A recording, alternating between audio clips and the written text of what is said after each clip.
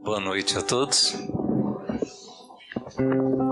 Quando a Valéria me mandou um recado pelo WhatsApp, pedindo que, convidando-me ao mesmo tempo, intimando, porque Deus não aceita, recusa quando Ele chama alguém.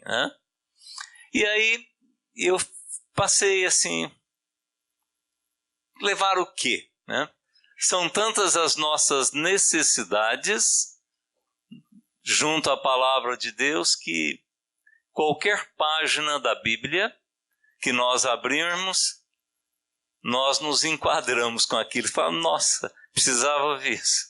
Eu preciso disso, E o interessante é que ela só fez convite e eu não falei mais nada com ela, E a palavra foi a de Zaqueu. Zaqueu recebe Jesus. O que foi cantado e o que ela falou. E de fato, em Lucas, no capítulo 19, página 1374, da Bíblia Ave Maria, Jesus entrou em Jericó e ia atravessando a cidade. Havia aí um homem muito rico chamado Zaqueu. Quando falam de um homem muito rico, parecia que ele não precisava de nada, Nada. Mas olha, Zaqueu, chefe dos recebedores de impostos, os recebedores de impostos recolhiam muito dinheiro, Agora você imagina o chefe, Então ali concentrava tudo. Ele procurava ver quem era Jesus, mas não o conseguia por causa da multidão e devido à sua estatura. Ele correu adiante, subiu a um sicômoro para o ver quando ele passasse por ali. Chegando Jesus àquele lugar, levantando os olhos, viu e disse-lhe: Zaqueu, desce. Depressa ainda falou, Não é devagar, não.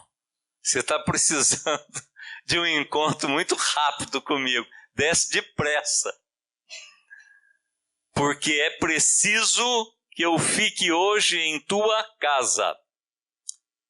Ele desceu a toda pressa. É interessante esses detalhes que a Bíblia apresenta.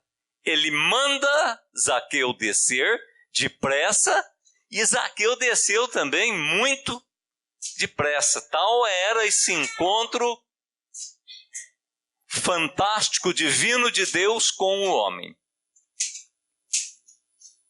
Desceu a toda pressa e recebeu-o alegremente. Vendo isso, todo mundo murmurava e dizia: ele vai se hospedar na casa de um pecador. Vixe, esse Jesus não está sabendo aonde que ele está se metendo, Zaqueu, entretanto, de pé diante do Senhor, disse-lhe: Senhor, vou dar a metade dos meus bens aos pobres. E de certo era bastante bens, Era o chefão. E se tiver defraudado alguém, restituirei o quádruplo. Disse-lhe Jesus: hoje entrou a salvação nesta casa, porquanto também este é filho de Abraão. Pois o Filho do Homem veio procurar e salvar o que estava perdido. Palavras da salvação, de restauração, de cura, de cura interior, de tudo. Pois bem, quando eu vejo vocês aqui, vejo filhos, vejo famílias, vejo jovens, vejo pessoas de maior idade. Quanto a maior for a idade, mais gavetinhas guardando sentimentos nós temos. E Jesus era um psicólogo de primeira linha. Ele sabia lidar com todo mundo. Por onde ele passava, ou ele via ou as pessoas chegavam até ele. Se nós voltarmos em Lucas, eu aprecio demais o evangelista Lucas, porque ele era um médico e ele veio a conhecer tudo depois que Jesus, já tinha sido crucificado, a ressurreição dele. Lucas teve uma caminhada longa com Nossa Senhora, onde ele trocou muitas ideias com ela, e era uma pessoa muito importante, de uma importância surpreendente para aquela época. E ele trocou a vida importante dele, de médico, para seguir a Jesus, e no final teve que doar a vida. Esse pessoal aqui, exceto o evangelista João, tiveram mortes trágicas, E Lucas, sendo médico, ele é muito minucioso nas coisas, sabe? Em detalhes, e preservava, por detalhes interessantes. Bom, se eu voltar uma página atrás, nós vemos Jesus caminhando, 10 leprosos começaram a gritar: "Ô Jesus, filho de Davi, cura a gente aqui, ó. Nós estamos com lepra. Já fomos o quê? Excluídos da sociedade." Jesus falou o quê para eles? Vão e se apresentem aos sacerdotes para verem que vocês estão curados e para serem reintegrados na sociedade, no convívio dos outros. Naquele momento, aí eles estavam ainda com as feridas, mas no momento que eles caminhavam, o corpo de cada um ia sendo curado. É na caminhada. É na nossa caminhada que nós somos curados. Na nossa caminhada. Eles foram, se apresentaram. Quando Jesus estava por aí também pregando, apareceu um deles. E interessante. O que era estrangeiro, não era da região. Aí Jesus ficou assim: "Ué, mas não eram 10? E me veio só um, e é o estrangeiro. Nem aqui, nesse país, daqui ele é. Ele não é da casa de Israel, Jesus observou a falta de gratidão dos 9 que receberam a mesma graça. No entanto, Jesus pega e fala àquele estrangeiro: "Levanta-te e vai, a tua fé te curou, salvou." Foi a sua fé. Então não se sabe o que aconteceu com aqueles outros 9. Porque quem conhece Deus, quem conhece Jesus, quer servir a Deus, abandona as coisas do mundo, e é tão surpreendente esse encontro com Deus que eles não querem largar Jesus. Não quer. Se nós imaginarmos Jesus chegando no poço de Jericó, estava lá aquela mulher que nem era da turma de Jesus, Estava lá, não tinha como ele puxar. Jesus não tinha vasilha, não tinha corda, não tinha nada para puxar. Ele teve ali um diálogo. Lembra que eu falei aqui um dia em Jeremias 33? Deus disse: "Invoca-me e te responderei grandes coisas misteriosas que ignorais." "Vou pensar-lhes as feridas e depois curá-las." Eu vou ter um diálogo com você, e esse diálogo não é meu com vocês, não é da Valéria com vocês, não é de ninguém com vocês. É mérito de Deus, é o diálogo através do Espírito Santo que está dentro de nós. Então, ele mexe É essa força do alto, é esse Espírito Santo, essa força estranha no ar, é esse fogo abrasador que cura, porque primeiro ele tem um diálogo conosco, um diálogo sobre as nossas feridas. E com aquela mulher, onde é que estava a ferida dela? Vocês lembram disso aí? Ela ali conversando, fala que vai voltar. E no fim ela falou assim, e Jesus falou para ela, você teve 7 maridos e hoje esse que você está não é seu. Não é seu. Ela ficou surpresa com aquilo, não é isso? Porque aquilo era mantido em segredo. E ali ela se encontrou com Jesus. Ela ficou maravilhada. Entrou no povoado dela lá avisando, falando, gente, esse é especial. Naquele momento, pensar-lhe as feridas foi o diálogo que Jesus teve com aquela mulher. Com aquela mulher. E vocês acham que o diálogo com Jesus, esse pensar-lhe as feridas, era só para aquela época, 2000 anos atrás? Ou na época do Velho Testamento, naquela época lá de Abraão, Moisés, Elias e assim por diante? Não. Até hoje. Até hoje. Vocês não vão segurar. Ninguém aqui usa mais um manto, né?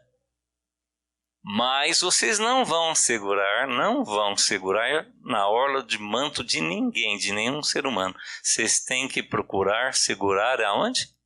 No manto de Jesus. No manto de Jesus. Porque a nós já foi revelado que Ele está presente no meio de nós. Ele está presente na sua casa, na sua família. Ele está lá.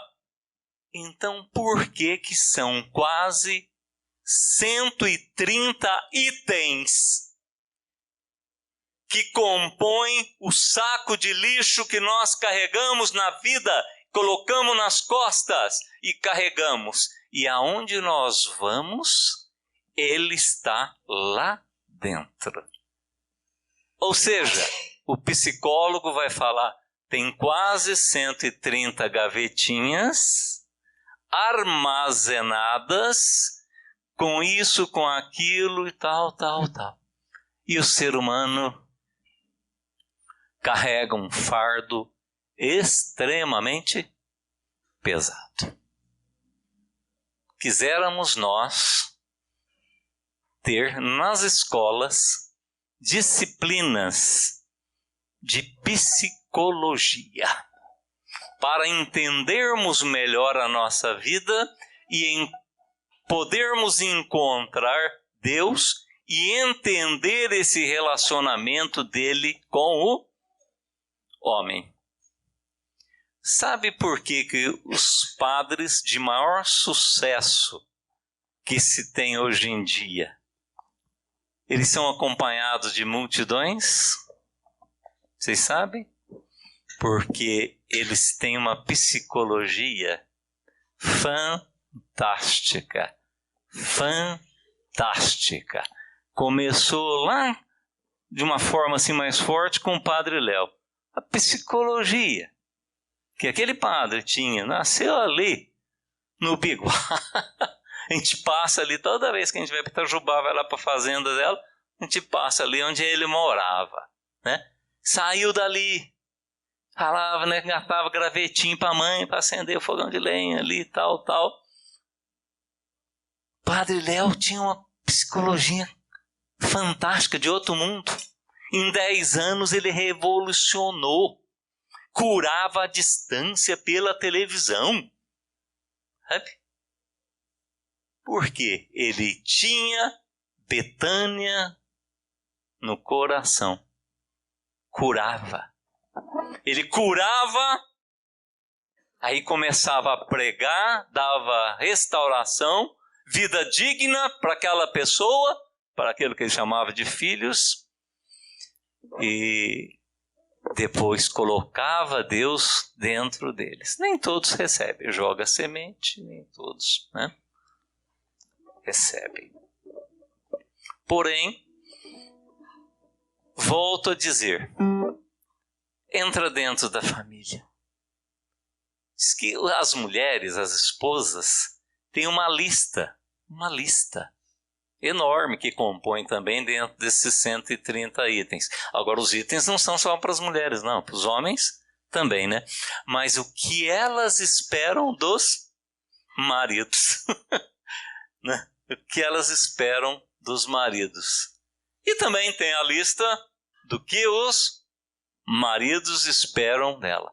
Enfim, a vida do ser humano, ela tem que ser igual a de Zaqueu. Num determinado momento, Jesus está passando e fala assim: Zaqueu, você nunca foi feliz? Estou falando que pensar-lhe as feridas, né? Você nunca foi feliz, tem uma coisa que te machuca o tempo todo. E eles falam, quantas mulheres, gente? Quantas mulheres? É claro, nós aqui não falamos nome nenhum, né? Que tudo é igual confissão, essas coisas. Mas mulheres que chegam e falam, eu fui molestada pelo meu pai quando criança, né? Eu sofro até hoje, né? Sofro até hoje. Homens que são molestados, rapazinhos, né? Que são molestados e tal. No trabalho, num monte de coisa. Então há uma gama, um número de itens que fazem com que o ser humano ele se arraste na vida. Ele vai se arrastando com a pequena força que ele tem. E Deus então precisa entrar. Quando ele percebe, vai acabar a força desse meu filho. É a hora que ele entra. É a hora que ele entra. E ele tem que entrar dentro de você. Não adianta entrar dentro de mim e eu falar palavras bonitas aqui, me alegrar ou ficar triste, né, como diz o padre. Tem pessoa que reza que parece estar assim, missa de 7º dia. Está rezando, mas está fazendo uma tristeza que você fala assim, mas o que é isso? Sabe? Eu falo assim, esse Deus que ela está procurando aí, eu não quero não, né? Não quero não. Ou seja, enfim, nós precisamos de 2 hipóteses na nossa vida. Uma, gritar, Jesus, filho de Davi, tende piedade de mim. Os leprosos fizeram isso e o cego também de Jericó fez isso. Né? E pode também estar na situação da viúva de Naim, em que estava indo sepultar depois de 4 dias, o filho era sendo levado. Jesus simplesmente se encontra com o pessoal do sepultamento e a turma dele entrando na cidade de Naim, olhou aquela situação, olhou aquela mulher, sabia que ela só tinha aquele filho e muda a vida dela. Eu tenho que estar no caminho de Jesus para que eu grite o seu nome, Jesus, filho de Davi. E aqui a Rosita, né, que eu aprendi com ela sempre falava, vamos trocar. Jesus, filho de Deus vivo. Ela sempre falava isso, né? Ela fazendo isso, nós precisamos trocar. Não mais filho de Davi, da descendência de Davi, mas Jesus, o Deus vivo. Eu tenho que estar no caminho. Eu tenho que estar no caminho. Eu tenho que estar num local onde Jesus pode me olhar. Porque nós humanos, eu olho assim, olho para Margot, para ela, para o Nogueira, Valério, Sueli. Eu não sei o que está dentro. O que esconde nessas quase 130 itens? Qual é que ainda não foi curado?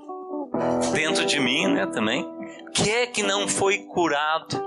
e que está fechado e que uma hora poderá ser aberto. Aquela gavetinha abre, os psicólogos chamam, né? A gavetinha abre e aquele problema vem de uma forma igual vulcão em erupção. Nossos jovens, os filhos de famílias de vocês, seus filhos, quantos deles? Observa, olha isso, mas olha com atenção, olha com a lupa de Deus, que eles estão pedindo bênção na hora de dormir e a bênção na hora que sai, vai para o trabalho, para a escola. Vocês já observaram isso? Observa isso. E pode observar jovens que seguem a Deus mais de perto, que sabe o poder da bênção do pai e da mãe, mesmo depois de casado, mesmo depois de uma certa idade. Pois Deus falou a Moisés para falar a Arão: eis como abençoareis os seus filhos, que ele te dê a paz, que ele mostre a sua face, dê a sua proteção, isso tudo. Vai se perdendo, está se perdendo. E quando a pessoa acorda e é preciso, é mais doído, é mais difícil recuperar a força. Então eu diria para vocês que nessa noite, Jesus, Deus, Ele conhece tudo, não conhece? Não cantamos o Salmo, sonda-me, Salmo 138 aqui? Eu sei que o Senhor me conhece, o Senhor sabe tudo que está dentro de mim. Nada lhe é oculto, nada, absolutamente nada. Então Ele sabe o que se passa com a minha vida, minhas necessidades, da minha família, dela, dele, de todos aqui. Nada passa desapercebido para Ele, não tem nada. Quando você vinha, Sueli, pedindo as orações para o seu pai e tudo, Deus já não sabia o dia, a hora? Você não sabe. Eu não sei, ninguém sabe. Mas Ele sabia. Então Ele estava a pensar-lhe as feridas, a ter o diálogo com você, para que você se preparasse para esse encontro dele com Deus em ausência. Uma cadeira que fica desocupada aqui e uma que é preenchida no céu. Mas Ele sabe tudo. Tudo. Por isso que Ele fala: você não me invoca para conhecer as coisas de Deus. Então nós temos que aperfeiçoar. Eu tenho batido muito numa tecla na segunda-feira no ensino aqui de buscai esse pensar-lhe as feridas todas as noites na hora que nós começamos o ensino. Como que está seu diálogo com Deus? Você está deixando Ele bater na porta e entrar? Como que está? Como que isso está se passando na sua vida? Como que Jesus está melhorando a sua vida? Como que a missa, a comunhão está te ajudando? Como é que o grupo de oração Maranatá na quarta-feira está te ajudando? E aí Ele vai cobrar o resultado. Na universidade nós passávamos 6 meses com aluno, a cada semestre. No final tinha que ter uma quantidade de pontos para passar.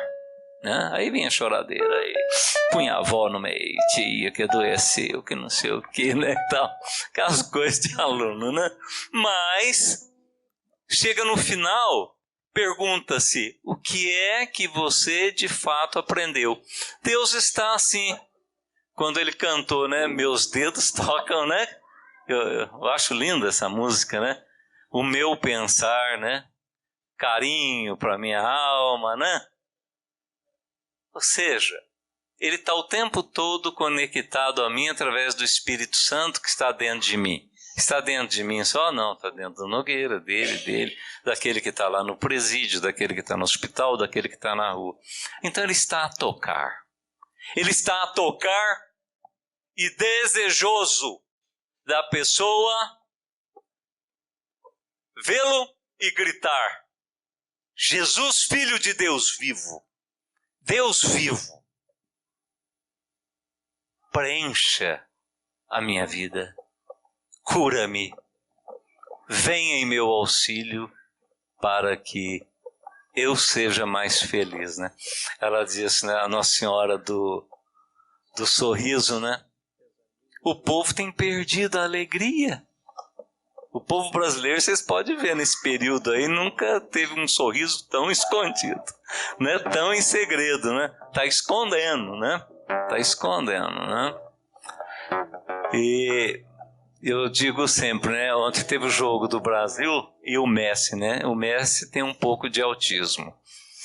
E ele foca muito, você vê assim, eu observo muito o Messi no jogo, né? Quando ele vai bater, fazer alguma coisa, ele não se envolve com as pessoas, ele foca aquilo lá, né? Então o alvo dele é o gol, né? Ainda bem que Deus é brasileiro, né? Que Deus é brasileiro e não deixou a bola nem chegar perto. Mas nós temos que buscar a Deus assim, nós temos que focar. Então que Deus esteja presente no meu lar, nesse meu caminhar, que eu volte para minha casa mais curado, para que eu me apresente na família melhor do que quando eu saí de lá.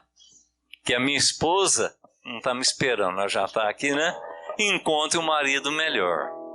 Que o marido que está esperando vocês, mulheres, encontrem uma esposa melhor. Que tenhamos uma família mais santa. Teve um papo que falou: ó Deus, me dá uma família santa, que lhe darei um povo santo. Que Deus então seja louvado pela força que Ele traz para nós nesta noite, fazendo-nos descer do quê? Do alto. Desce depressa, família Maranatá. E a família Maranatá descendo, correndo da árvore para esse encontro com Jesus. E creia, acredita que vai ficar mais fácil de atravessar o deserto e o sol forte. Amém?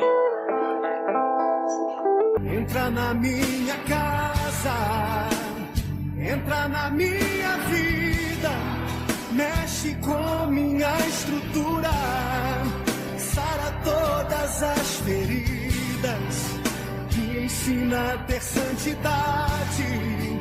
Quero amar somente a Ti, porque o Senhor é o meu bem maior. Faz um milagre em mim.